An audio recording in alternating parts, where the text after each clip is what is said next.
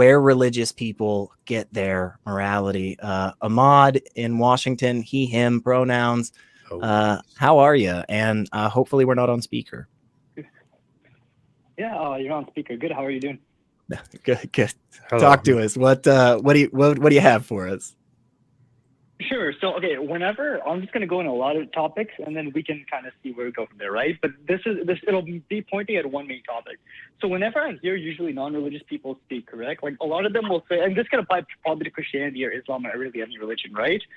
To an extent. But when I hear them speak, right, what they'll usually be like is, let's say they'll find something very, what from a secular mindset would seem very like, oh, that's just crazy. Like, how could this happen, right? Like a virgin birth or something. Or, I mean, you can think of, don't think of virgin birth, think of almost anything, right? You can think of like very crazy things that if you would not expect to see these things in like a day-to-day thing, but they are in biblical or let's say Quranic text, right? But the thing is, they try to like think like, I'm curious, do non-religious people understand that like religious people are seeing their morals from their mindset, right? And there's also a lot of what they call overlap. Like let's say you got the Christian morals versus Islam. Can I interrupt you for a second? Can I interrupt you for a second? You're going very, very fast and jumping onto a lot of different things. Please slow down for the sake of all of us and our sanity. I would just ask you, so if you want to ask a question or make a comment on a specific thing, just to focus on that, take a breath, and then go ahead, please. Okay. My question is this: do you, or either of you guys can answer, do you guys understand that when religious people are looking at their morals, they're looking at it only from their holy book and they're not looking at it from a secular point of view? I mean, I wouldn't put that blanket statement on every single person, but I would say in general, people that have a holy book that talks about morality, that, yeah, they're generally kind of using that as a jumping off point. I do understand that. Yeah, pretty much I would agree with the same. I mean, religious people, like anybody else, also take, lived experiences and their surroundings and all that into consideration. But I would say primarily, especially people who focus very much on religion and on their religiosity, take their morals from their religion and therefore justify things that we may not understand if we are not part of that religion. Okay, makes sense. But let's say you're a non-religious person, right? I know this could get into a big debate, right? But let me just ask you, unless there is a law that specifically gives you objective morality, how would you get objective morality anyway? Why do we need objective morality? Why is that required to be a good person? I don't think I've talked to atheists on this, and some will have very different answers. Some will have a very idealistic answer. They may go in terms like something like what they call people need to be good because it's beneficial for society. But in all honesty, I'm more skeptical on that. I feel like atheism has some dogmas that are kind of, for example, I think atheism is not going to be something we should only sit on. Yeah, sure. Hold up. So atheism can't have dogmas just because it's not some codified set of things to follow. It's just somebody walks up to you and goes, "Hey man, I think God's real." And you just go, "Oh, I don't think that." Like, that's really about it. Like anything else that comes to, how to behave with other people in the world around you is going to be under some other thing. A lot of non-religious people take secular humanism. Some people take something else. Some people take a little bit of this and a little bit of that. But again, like, I don't think we need an objective morality for sure. But funny enough, if morality comes from the mind of a god, any god, then that is, like, by definition, not objective, unless you're using a different term. I would say it is very much a religious expectation, an expectation by a religious person that there should be some sense of objective morality in the world. It is very similar to believing that there is a greater meaning prescribed by a creator, and then expecting this, this prescribed objective universal meaning to be a thing for everybody, because that's just what you hold. When in reality, there is no such thing. I'm saying in reality from a non-religious perspective.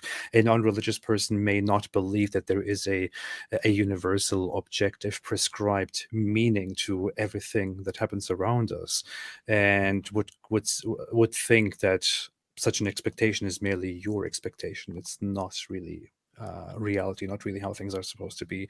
When it comes to morality, you may consider it necessary that people abide by certain universal objective morals which were prescribed by a creator who created everything for a specific purpose. Whereas in my world, as a non-religious person, I don't think that such a thing is necessary. I think that morality is something which humans construct, which humans build in order to form functioning societies. It arises out of necessity in order to coexist within societies. Like if I popped into existence out of nothing and I know nothing at all, if I popped into existence and all I feel is, okay, I'm hungry, I need to eat something, I need to drink water, and I live like that for a while, and I gather the means to feed myself and to drink water, and after a while I notice that other people also pop into existence around me, then a problem arises, which is that they have the same needs that I have. Now I can't just go around and grab whatever I want, because a conflict will arise, because they will also want to grab all those things for their own needs, and at some point we will have to share, or we will begin taking from each other forcibly in order to survive, while making sure that the other person does not take my stuff away. And in order to then make sense of that situation, in order to coexist, in order to survive and let the other person survive, because you don't want to kill each other, which ends in ending your own life, which is totally contradictory to that very first instinct that you have, you will then feel the need to establish rules, and those rules are morals. I think that's just as simple as it is. Yeah. What do you think, Ahmad? Also, I'm going to give a comment and a kind of a follow-up question.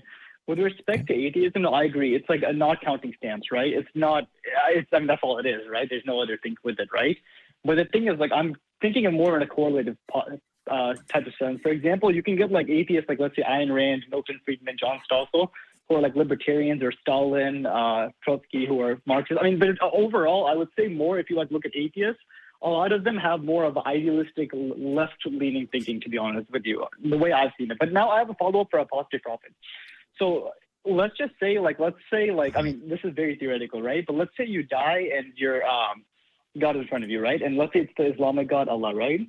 Would you, if that happens, right? Would you, I mean, then the morality, whatever you're thinking doesn't matter. Whatever morality was described in the Quran is the objective morality, right? So would you accept your punishment, or would you accept whatever God has for you, or would you deny it? Like, for example, in the Quran, it's like there's Abu Talib, Abu Jahl, who are arrogant. Even if they saw the truth, they would not accept it. But would you accept it if you actually saw at the end of the day this, and this was the judgment? I certainly don't think that I saw the truth and rejected the truth. I know for a fact that I have been pursuing the truth forever. I know that I am convinced that Islam is not true, which is why I don't believe in Islam. I don't know that Islam is true, but then knowingly reject it. So if I suddenly died and I was I stood in front of Allah or his court of angels or whatever it is, and I was then asked to explain myself, what I would say is very simple. You know very well my intentions and my journey. You know very well that I wasn't convinced. You know very well that I was looking for the truth. If this is the truth, and I somehow didn't find it and somehow didn't see it, then I guess I wasn't good enough. I guess I wasn't smart enough. I guess I was blind, and maybe, just maybe, having good intentions as I did is not enough. Maybe there's something wrong with me and my intellect, which then is not really up to me. It's very much your fault. So I don't really think it would be just for me to be eternally punished for that. I think that would be my answer. Yeah.